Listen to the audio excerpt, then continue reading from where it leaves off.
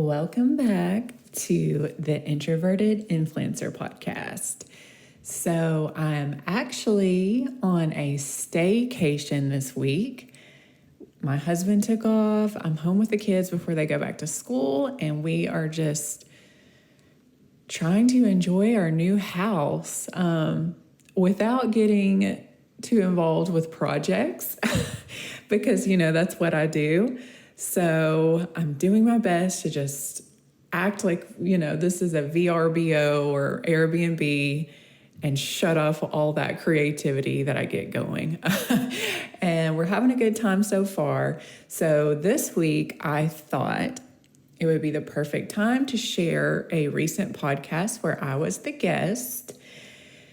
It's called the Abundance Formula Podcast by Jeana Oldham, and she is such an incredible woman. She is a mother of two really young girls.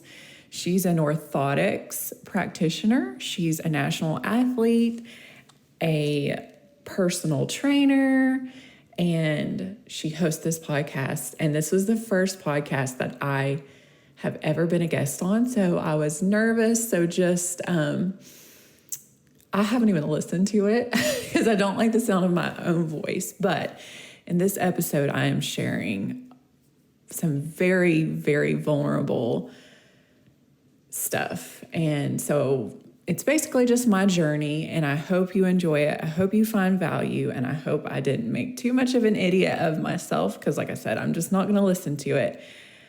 But anyhow,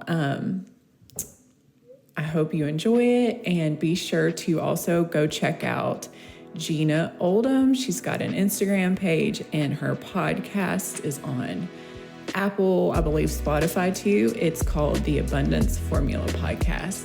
So I'm going to get back to my staycation, and I hope you guys have a great week.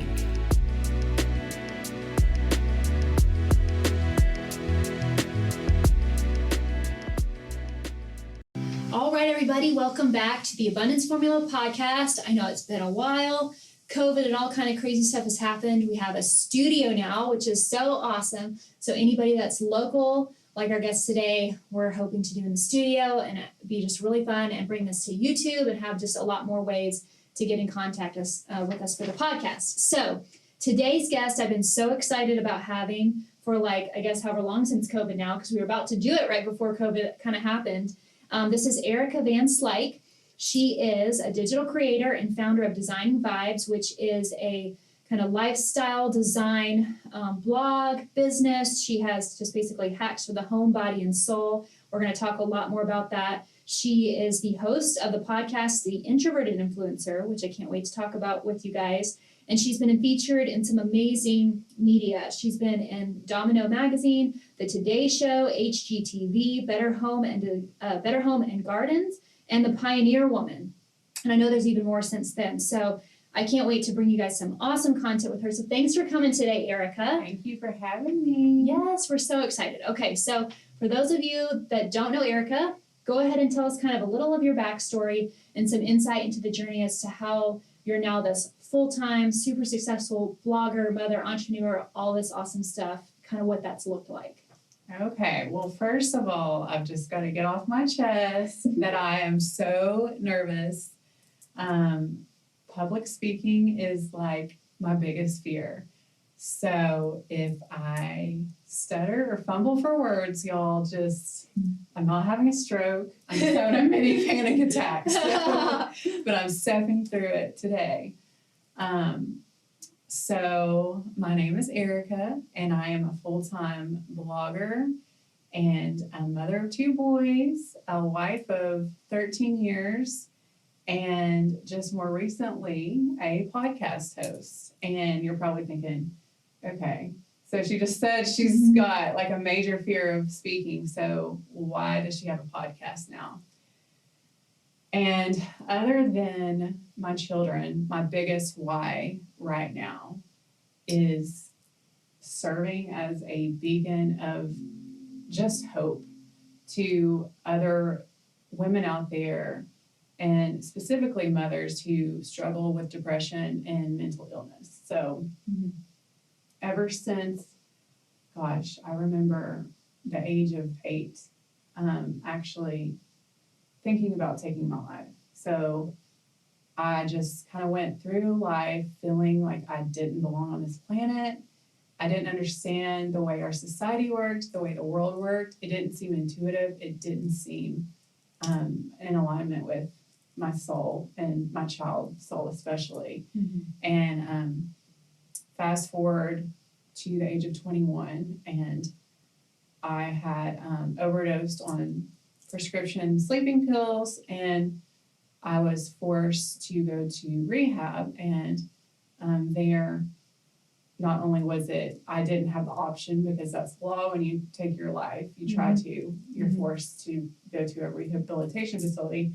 And I also had to detox from the prescription anxiety medication that I was heavily abusing.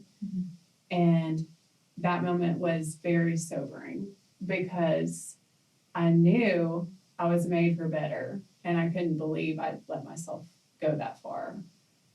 And so after I got out of rehab, I graduated college and got a marketing job with my degree.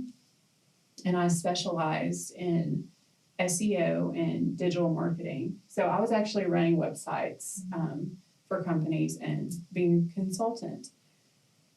And I was kind of just playing the game, you know, like, okay, I'm using my degree. Yeah. Things were okay on the surface level, but there was still something missing.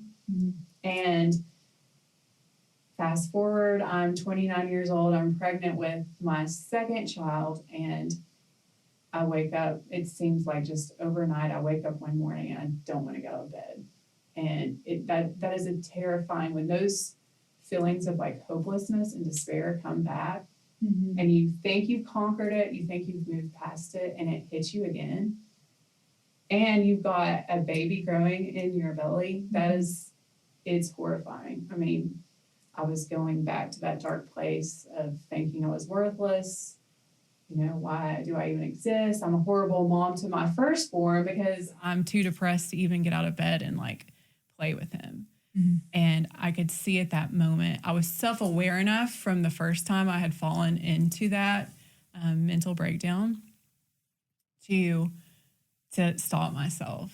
And well, I mean, obviously I had to. I can't harm the life inside of me by what I might have done in the past, like going out on a binge drinking spree or abusing anxiety medication. I couldn't do that. So I pulled myself together as much as I could, and I kind of brainstormed like what would be a good way to pass the time and almost distract myself, but come up with like a healthy coping mechanism for this depression. A year before that, my husband and I had sold our first home, and it sold like within 2 days, which that was not common at all in that market. This was like 10 years ago. And the realtor, my realtor in particular, she said, wow, I've never seen a home stage like this, and your eye for design is just amazing. Why don't you start like an interior design business or stage or help me stage? But at the time I was like, well, you know, I felt like my hands were full. I was working and I just wasn't ready to take a risk or step out at the time. But that stuck with me. And I thought, maybe interior design is not, you know, very practical for me to like have to get babysitters, to go out, network, give consultations, go on site. But hey, I run websites and blogs anyhow. Why don't, that's just the natural like next step, like path of least resistance. So I started it was originally a DIY blog because my husband and I had sold a brand new construction home for a like abandoned 80s fixer-upper. And I thought, I'm just going to document all of the renovation process. And so I got it in me. I got that fire in me. I'm like, okay, I've got a little bit of hope, like a little bit of energy. So let me like just utilize this while it's going before I fall into another, day where I don't want to get out of bed. And I just built that website in a day and never looked back. And now 8 years later, I am a full-time blogger and I'm making more money than I ever even thought possible for a blogger. And I'm making more than I was with my marketing job. But even better, I'm living life on my own terms. And I'm making 80% of my income is passive. I make my own schedule. I don't have anyone to answer to. If I have a bad day, I can lay in bed. You know, I get to choose how I live my life. So That's so awesome. that's the story. I love, there's so many things. Now we're going to have to piece apart all those awesome things that you touched on. So let's go back for a moment. I know this isn't in order from what I have, but talking about the mental health, how, like with the mental health hurdles you had to go through, like how did you work through this? What were maybe some of the thoughts, the ruminating thoughts that kept going through your head, and how did you start to silence those, or did you silence them? What did you do to kind of work through that? Because I feel like that's a common thing amongst people struggling with mental health, the voice in your head. What is it saying to you? How can you silence it, get rid of it, or is it never gone? You just have to, what do you do? I think a big one for me, like I said, when I was a child, I didn't understand why the world was the way it was. It just didn't make sense. And then you get into the educational system we haven't reformed education since the industrial age. And so we're all basically taught to be robots. And if you can't go full on for like 8 to 10 hours a day, you're just lazy and worthless. And so that was a big one for me. Even though I was pretty driven, but it was like I only have so much energy. I think with depression, it does drain you. So you go through these lulls where you feel like you can't do anything. You feel like you're worthless. And I think a lot of approaching like mindset work and self-development that I started to get into, especially from female teachers, is that what helped me was that I realized there's not just one way to approach success, that it's not all the masculine hustle, grind, burn yourself out, that there are different avenues and you can approach it with flow. You can leverage the art of flow and it gets to feel easier and it gets to feel more conducive to how you want to live your life. And that was a big one for me, but also thanks to a few people in the health industry, and that's how we met, I was able to find some pretty decent integrative physicians that did like extensive lab work, and they saw in the labs a lot of reasons why I was depressed. I had like hypothyroidism, I had MTHFR, which I can't utilize like vitamin B in an over-the-counter form, which that leads to a lot. I mean, that could lead to like schizophrenia if you look at what that can lead to. And so I think it was a mixture of the mindset and saying, no, it's not one size fits all. I'm not a loser because I only have so much energy, and also getting that biological part down too. Yeah, no, those are all really great points.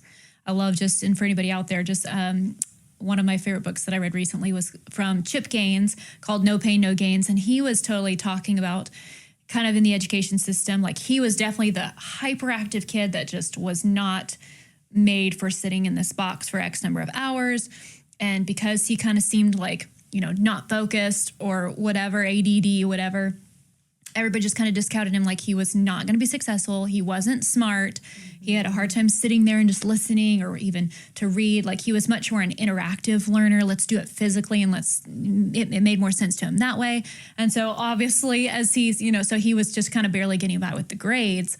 But then of course getting out of school and actually putting, action to purpose, how successful is Chip Gaines, right? So, I mean, it has, especially as a kid, I can imagine how that would feel to think that your success is being on the certain plane of what it looks like for that particular niche of school, and it's kind of, like you said, trying to make a one size fits all. And the people that don't seem to fit that learning style then are made to feel like I'm not good enough, or what good do I have to do, or I don't have any of these gifts, or even to tell themselves school's not my gift. It's not even that school might not be your gift, but that learning style might not be your learning style, and you need something else. And so, yeah, it'd be really great to try to find ways to change a little the education system for these kids too, that have different learning styles, to get a piece of each of those things, and to just have that insight for kids. I wanted to interject. I'm sorry. Yeah. What was so deceptive to me was I could pull it together to memorize, and I did make straight A's, and I graduated with honors in college.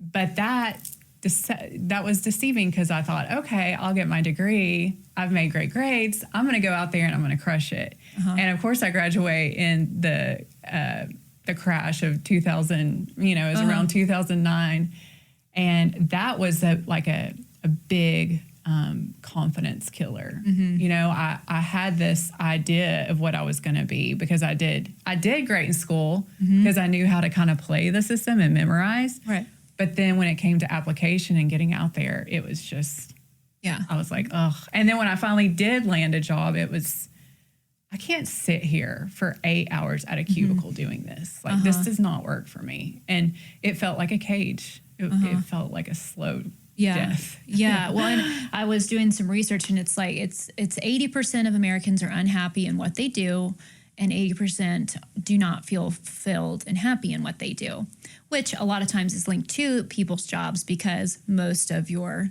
days in the week and hours are spent at your job.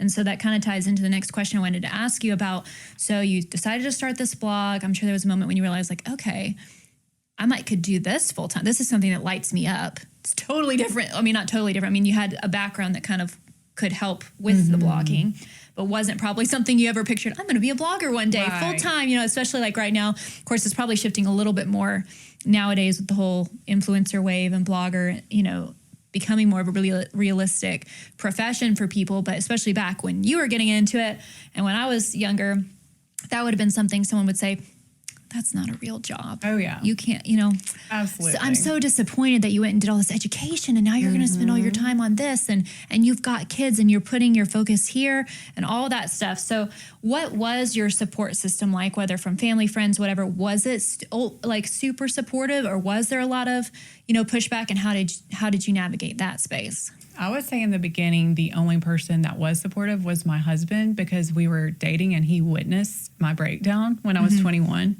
So he knew it can get real, real fast. So he was all on board. Just, he wanted me to be happy and be safe, Yeah.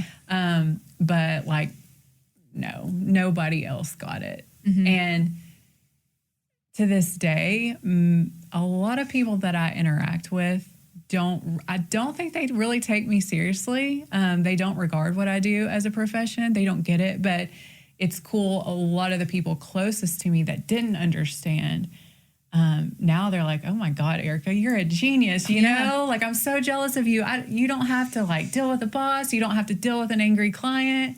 You don't have to trade your time for money. And I could work anywhere I wanted to. So I think that has been kind of validating. But at this point, I don't care. I don't care that most people don't get it, because I'm living a life that feels good. And that's all that matters. And I can influence others and give them hope. And that's, at the end of the day, that's all I can do. Yeah. So for people that are getting started in something, I think a lot of people, so if you're out there and you're in a current job, whether you like it fine or you do love it, but it just still doesn't hit the nail on the head for where you feel like your purpose is supposed to be, or where you're really being called or drawn to, or in full alignment, would your advice to them be follow kind of what feels good? It will start maybe as a side, obviously it started as a, for fun side hustle, just a healthy avenue of getting this good energy into your life. But then to kind of just follow what feels good and the flow, like you talked about, and to just see where it takes you. What advice would you kind of give them when they feel this inkling of an idea, they feel like they might should follow it, but they just don't know what to do with it either? Do it. You just have to throw spaghetti at the wall.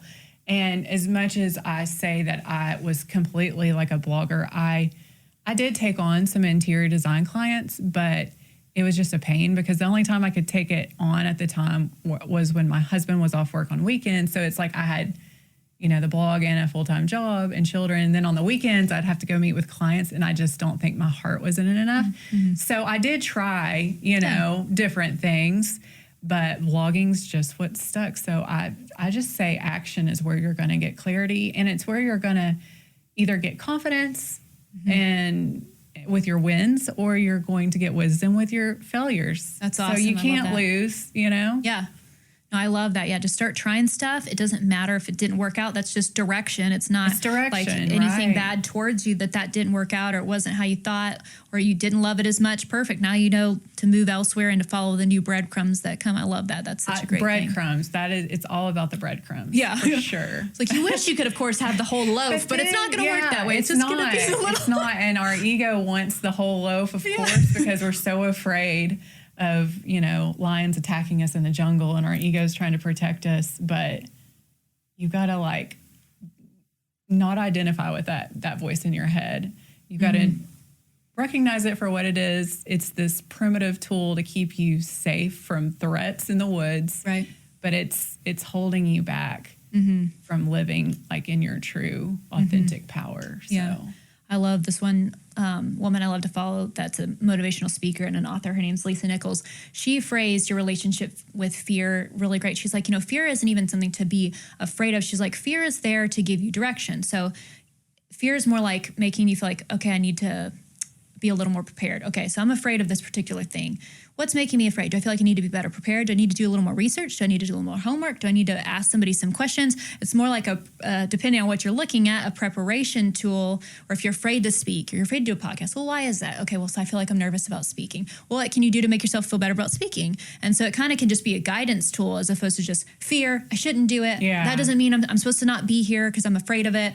Like people who do the biggest amazing things, great, motivational speakers, a lot of them are super introverted, but they feel called to do it. And so fear wasn't a deterrent, like this means you're not supposed to be here in this space.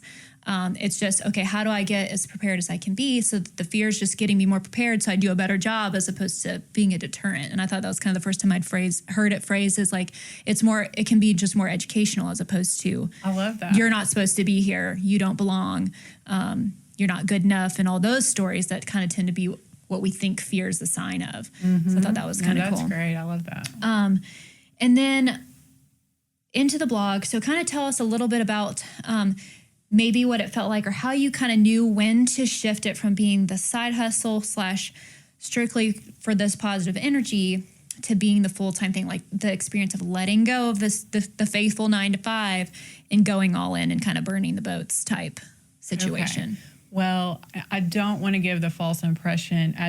So by the time I had my second child, I was able to negotiate a deal with my boss at the time to be just a subcontractor and no longer a full-time employee. So that gave me a lot more freedom. I was able to work from home, and I had a little more time on my hands. But it was 2 years into blogging, and I was making decent money. I could start to see hope. This wasn't just babysitter money anymore. Right. Yeah. And my boss came to me and he's like, I need you to take on, it was all these projects that I'm like, it was like a hell no. I didn't even want to figure it out anymore. But also at the time, I had already started learning manifestation and neural reprogramming techniques. And I knew I couldn't play small, and that was splitting my energy, and it was playing small, holding on to that safety net. And so I had this feeling that if I let go and if I showed surrender and trust in the universe, I just had a feeling that would make me much more magnetic, and I would no longer have that split energy. So I would have to make it work. And so I wasn't quite matching my income from the marketing job. Right. I quit it, and then 3 months later I was making double.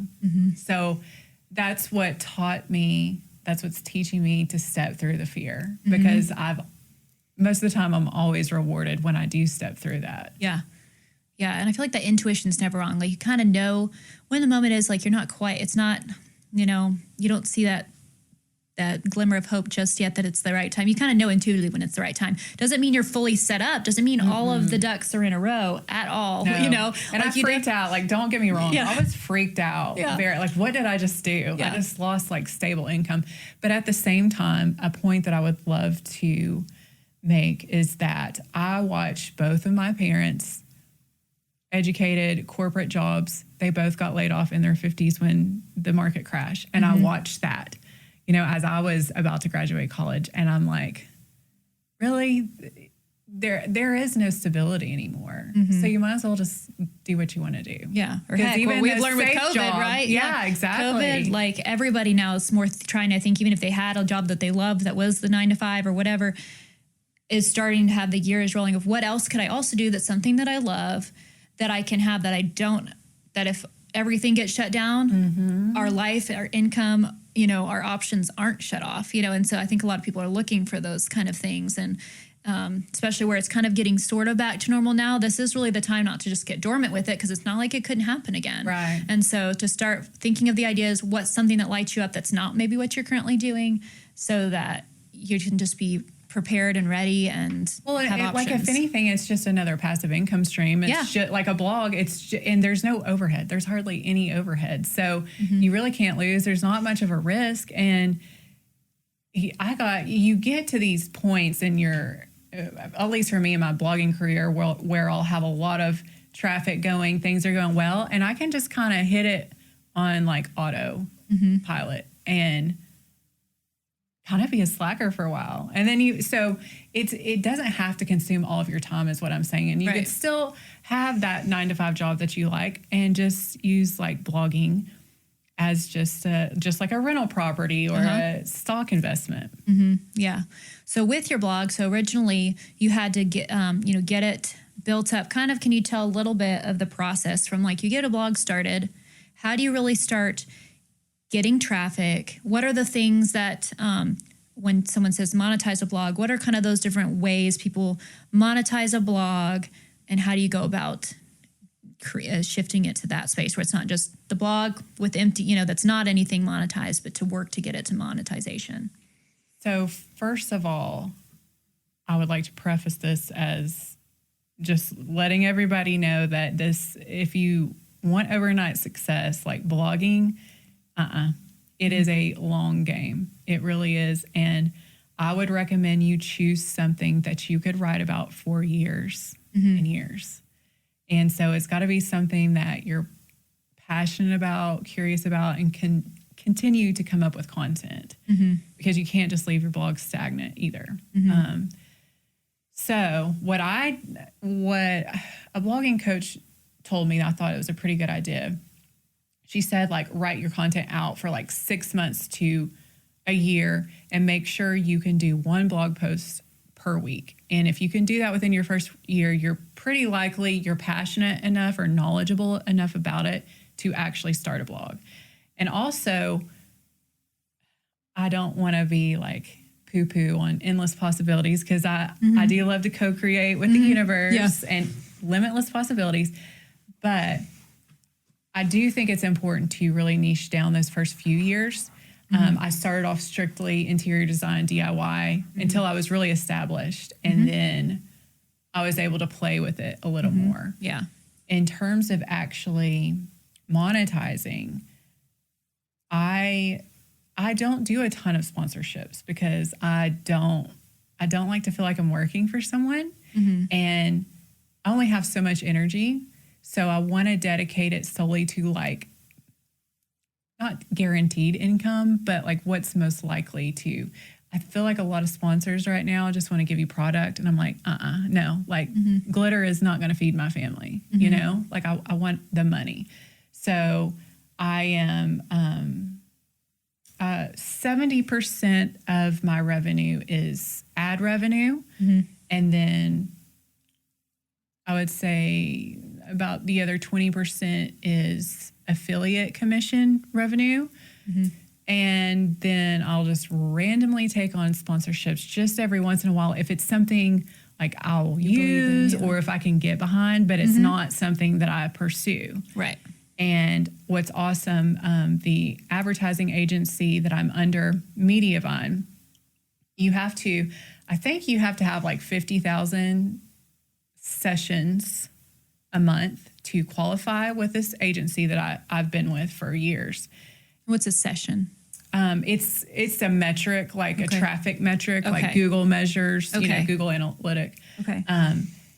So it's so easy. Like they accept you once you can prove you've made these metrics with your Google Analytics, and then they give you like a little snippet of code. You stick it in your website. They handle all the advertisers for you, and they give you direct deposit each month. Oh. Yeah.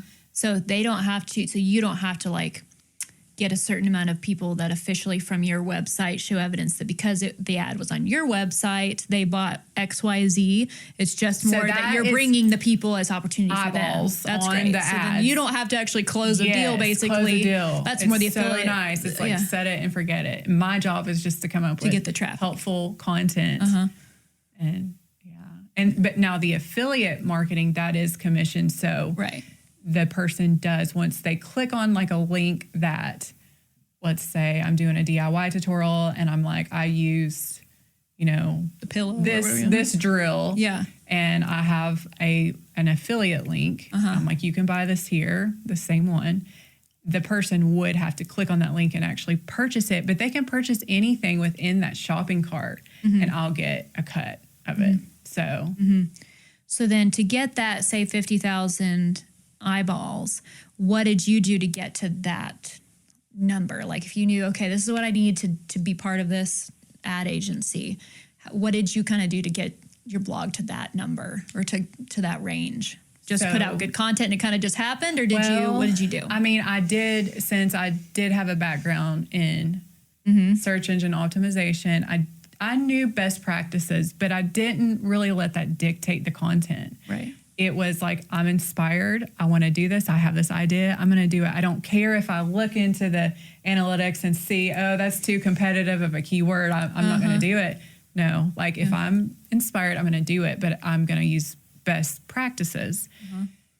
And if Google doesn't like it and doesn't put me up in the top rankings, well, that's okay, because I'll try it on Pinterest and I'll learn how to market it on Pinterest, because I basically just went with one that I'm proficient in, SEO, and then Pinterest to me is just, I love it. Yeah. That was just my thing. I would do it regardless of if I had a blog. So I didn't let that dictate me, but there's still like, some I was standards I was very consistent too. I had to get a post out like once a week. And once you've built up enough content, you can kind of be more relaxed with it, but you've got to get that ball rolling. And for me, it was like a gradual build.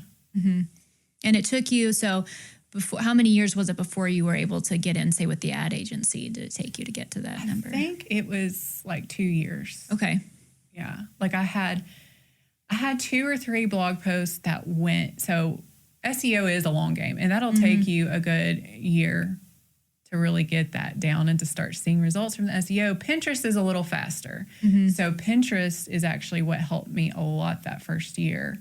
And I had like a few pins that generated some decent traffic, and I thought it was viral until I got like 3 years into my blog. And then I really had a viral post, and it like doubled my income, doubled my traffic overnight. So, Wow. But then there is that, there's trends and they come and go. And so you have to be willing, like if that pin or that post is not as popular anymore, you just got to keep, like I said earlier, like throwing spaghetti at the wall, and you've got to love it enough to just keep going and keep trying. So for people in searching to educate themselves, so I know you did lots of, due diligence in educating yourself while blogging. Like you did had a blogging coach. You went to different blogger event things to learn, and and even things like learning about Pinterest. How do you go about, or did you go about learning how to optimize yourself through Pinterest, or even with that ad company? Where do people go to kind of gain knowledge, you think?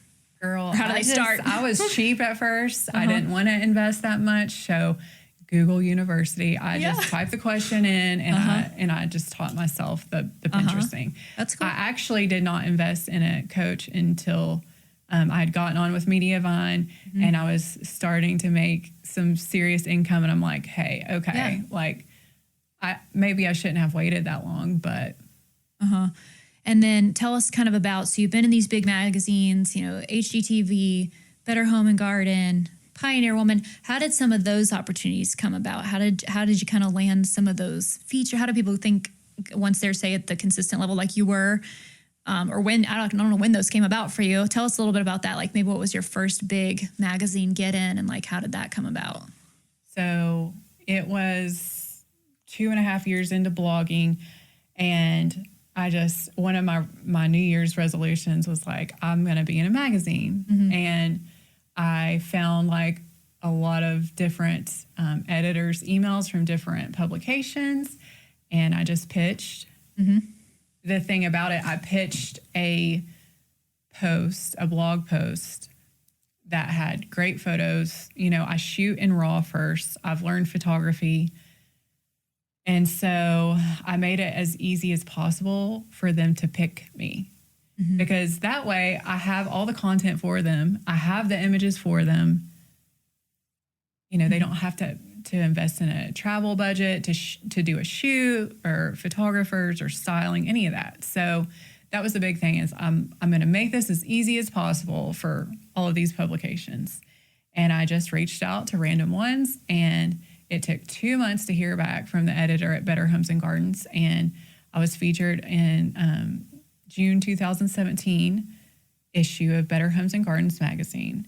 And then that led to actually, Better Homes and Gardens is great with networking. So I've just got featured again like last year, and that same editor just reached out again. And then they have like blogging awards every year. And so they've named me as a style maker since 2017. And that's an event, I just get to go and network with. I remember seeing that on Instagram. So, and I just got invited again. So I'm excited because we didn't get to do it in person. Yeah, I remember you seeing the virtual. I remember you open your little box that they sent you and all that cool stuff. Yeah, so that was the one that I did pursue. And I never heard back from most of the other magazines at the time. But then the other opportunities like HGTV, Domino, and Today Show. Yeah. They just reached out to me and they were like, "Can we use your photos and your article and your tutorial?" And I'm like, "Sure." So very, very cool. And in your pitch, well, and one last thing I want to say about the fact that they reached out to you, like you never know, like all the success happens behind closed doors. Like, you know, you never know when that next decision to not give up and to just put out that one more blog. Like you may have been doing it for 2 years and not had some big, huge breakthrough, but you don't know when the breakthrough's coming. And it is coming, especially if you feel it in your soul, it is coming. So keep showing up one more time, put out one more blog, be creative one more time, send one more email. What you know, I mean, it just takes one yes to change your life, you know? And I'll never forget the night before the editor finally got back to me about my first feature. I had like a nervous breakdown about blogging because I was so sad that I hadn't heard back from anybody, and I was feeling like, oh my gosh, like I just suck at life and this and that. And it was one of those, I was probably really hormonal. I have those days where I just cry for no reason. And literally the next morning I wake up and I'm like, yeah, okay. And it's almost like pretty much all the people that I talk to, it's kind of like, if things like really get rough, then it's almost like right before that point is the breakthroughs. It's like, especially if it's getting really tough, especially if all the doubts start flooding in and you really start second guessing. If it's something that, again, has really been on your soul and you just totally feel in alignment, even if everything else doesn't make sense, like, even if there's no evidence, it's right around the corner. Right around, It's like, you know, it's like Satan's trying to get you to give up because he knows your big breakthrough's coming. So if it seems to get so much worse, it's probably just right around that corner is the breakthrough, and is that thing, is that email. And if you were to give up right before, you know, you'd miss it. So like keep going, just do it the one more time. Just don't quit one more day, and it could make all the difference. But I had never realized when I'd looked at like Chip and Joanna Gaines' story, I just thought of them because of this blog crossover. I really enjoyed their Magnolia story or whatever. Yeah. Yeah, that they only were found because she just had a blog that they were putting on, and they were just doing their normal thing, kind of flipping, and she was blogging, and it was just the one blog that happened to attract the one, producer that then was like, well, let's just come out and see what you guys do, and like has changed obviously everything. But so you just don't know what that thing could be. So just keep showing up and putting out the content, and just keep sending, if you're pursuing your own, they obviously didn't pursue that, but like, if you're pursuing something, just keep going, keep sending, getting the no's is all fine, because it just takes one yes to change the course of everything. And so it's so cool, like, that the Today Show just happened to see your thing and like, pulled you in. And that's just like, you just never know when that could happen. So I think that's just really, really cool. As far as the pitch goes, I think that's another question people will have. So like, so you already had an idea. Is that what you're saying for like an article that could do? I already had a blog post.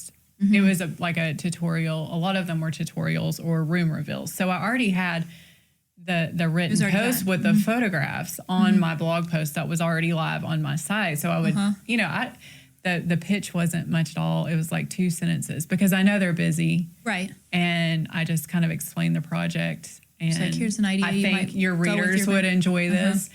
You can go to this link to see it all. And I maybe attached like one photo, but I think if you are trying to pursue publications, you either need to learn photography yourself and editing. And I'm not great at the actual photography, but at the editing is what saves me.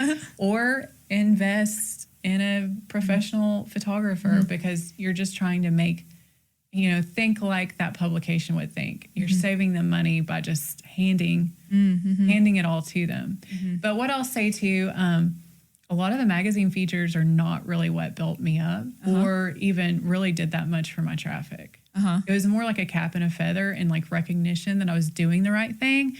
It looks good, right? On my bio, but I wouldn't like overemphasize that. I think, or at least for me, like money, would you rather have 1 million followers or $1 million?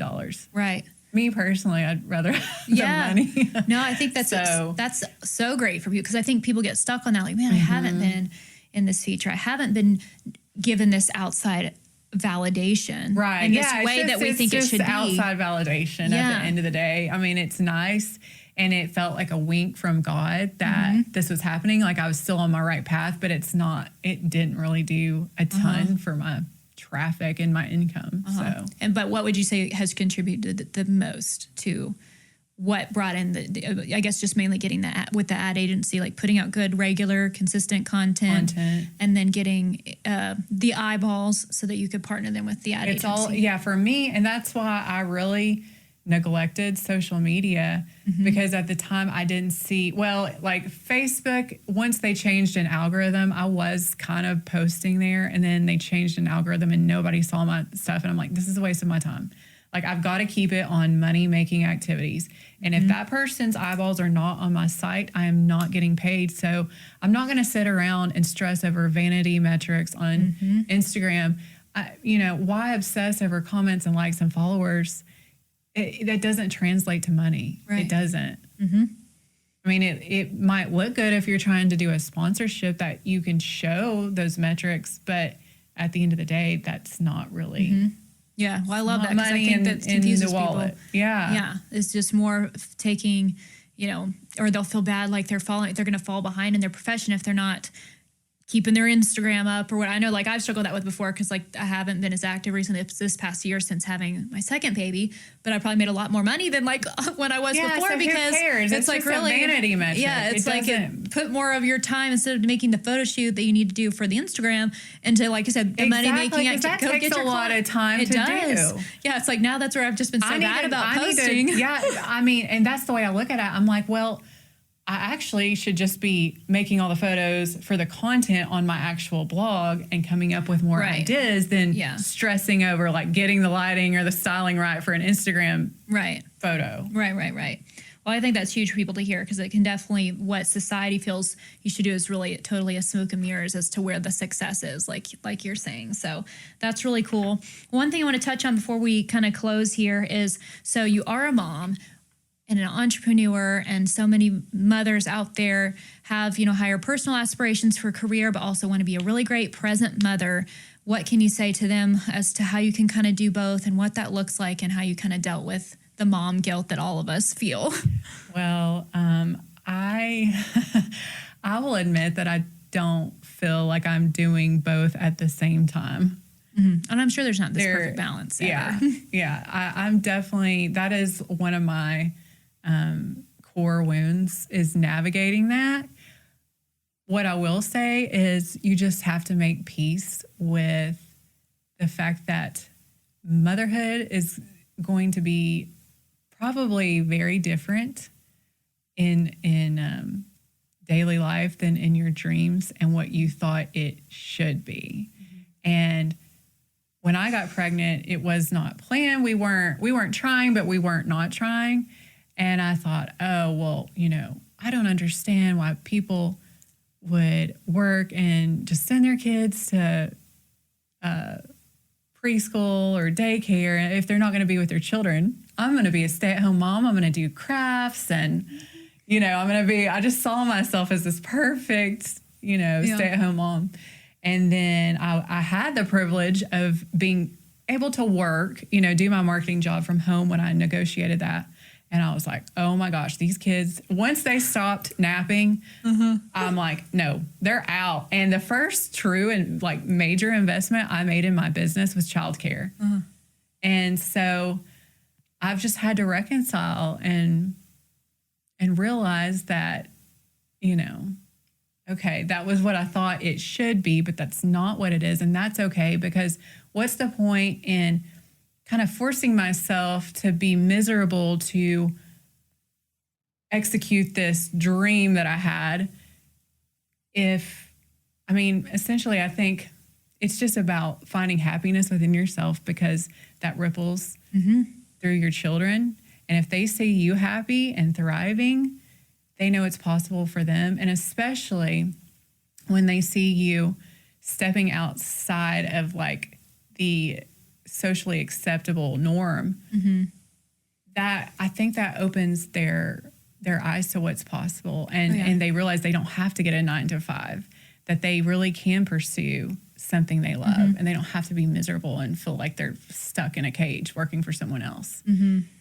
So yeah, I love so much of what you said. Both, you're going to be a better mom if you're truly feeling happy and fulfilled, and I think you can have the best of both worlds. Is you've got these kids. It's not like they're not there. You have time where you're working. It's almost like if you almost have the organization of a childcare, if that's something that you need, then they're having a great time there. And when they're home, you can be more present because you've already knocked out the stuff instead of trying to constantly multitask all day long, trying to be with them, but then you got to do this. And it can be almost worse if you can just not have the time blocks.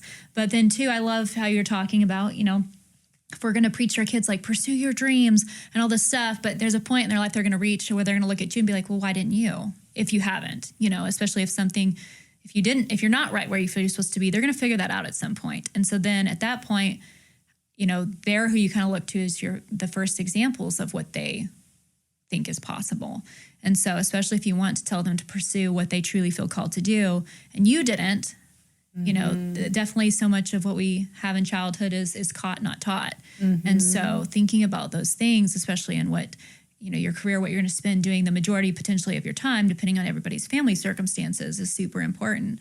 And being bold to take risk, or, and see what happens, and just show them it's okay if you mess up. Mommy might have tried this and that didn't work out, but teaching them that it's okay that didn't work out. Life isn't over. Let's just move on and try something new, instead of having this children have to just see the picture perfect as if it all worked out the first try. This linear path. Right, it all worked out the first try. And so then when they go try something and it didn't work out the first try, they feel like they're different when that's not what it is, you know? And yeah, I think I felt a lot of that when I was younger, because you're taught something, and yeah, even if it's inadvertently just from absorption. And then you kind of feel like you're broken or you're not good enough because it didn't work out the way you were kind of led to believe it does. Right. Somehow that it's different, but really that's everybody's life. Everybody's trying to, instead of, and who said it?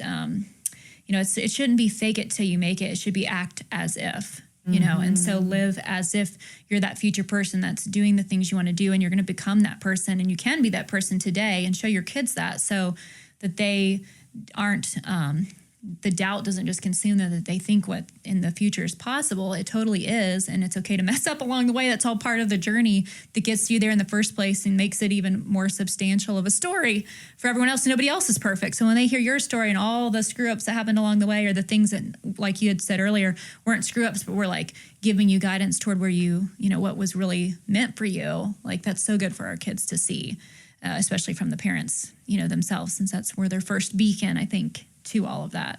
So I think that's just so cool. You're a living testimony of that. Well, let's touch on the podcast.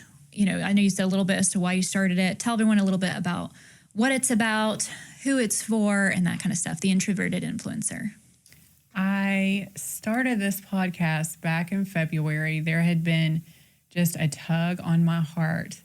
I knew I couldn't just do the small talk on my blog with the interior design and DIY. I love it.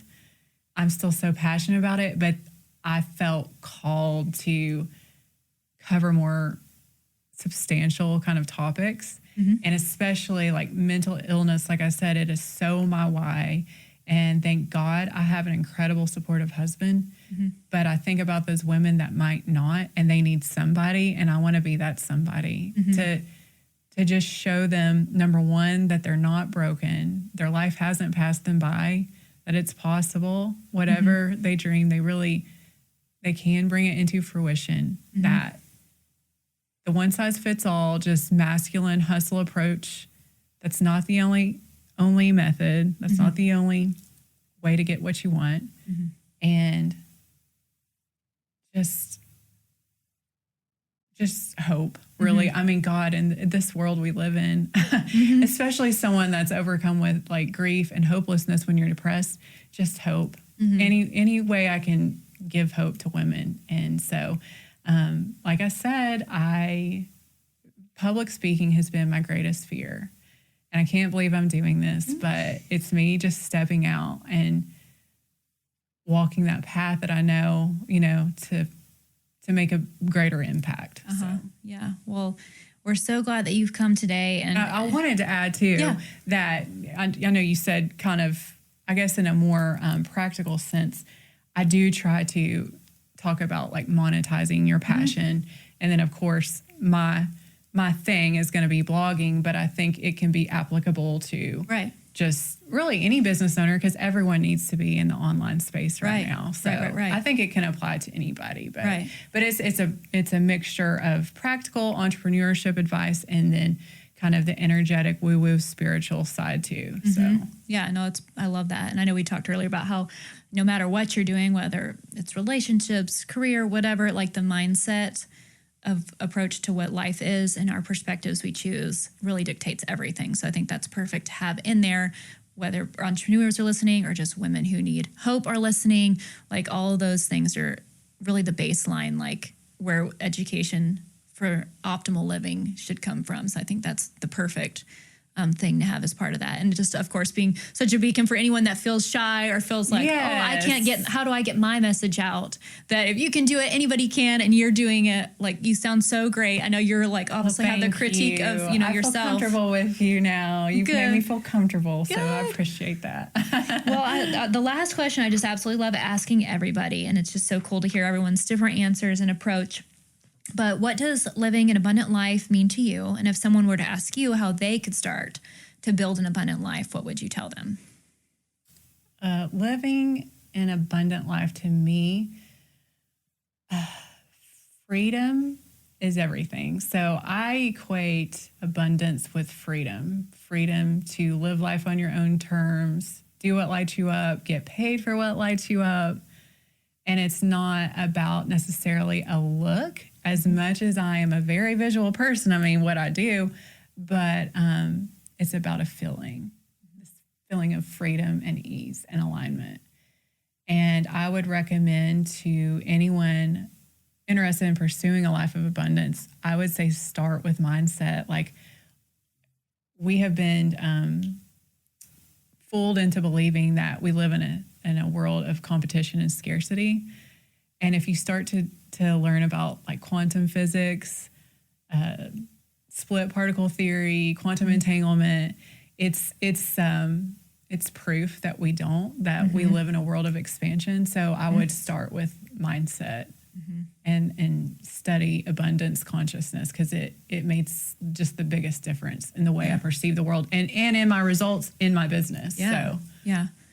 That's awesome. Well, thank you so much for being here. We appreciate you so much. Thank you for having And make sure me. you check out her podcast. And she's going to be speaking at an event that I've got going on November 5. We'll be talking more about that later. So make sure you go follow her at Design Vibes on Instagram. And do you have a Facebook as well? Is it Erica? I do, but I don't keep up with it. Okay, so But yeah, my Instagram is at Designing Vibes. Thank you so much for stopping by this week. I make no money from these podcasts.